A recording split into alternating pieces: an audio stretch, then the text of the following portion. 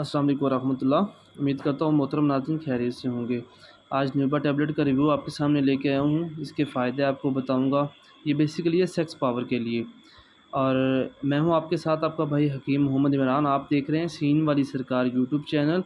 और ये वीडियो बनाने का मकसद है कि जो मस्टरबेशन की वजह से या असाबी कमज़ोरी की वजह से जिनके नफ्स में इंतशार बिल्कुल ख़त्म हो गया या हल्का फुल्का आता है।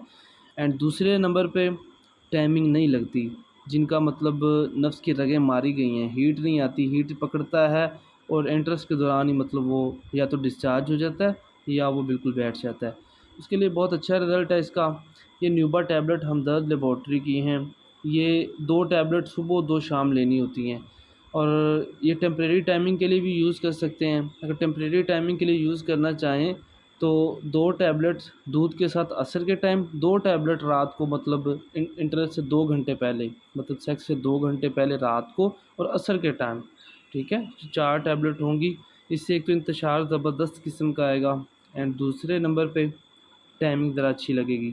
बाकी परमानेंट ट्रीटमेंट है, इसको सुबह शाम इस्तेमाल करना चाहिए। 2-2 टैबलेट काफ़ी हैं। और साथ बोहड़ के दूध की गोलियाँ जो तो ज़्यादा बेहतर हैं। किसी बात की ना समझ आए तो नंबर दे रहा हूँ, कॉन्टैक्ट कर लीजिएगा।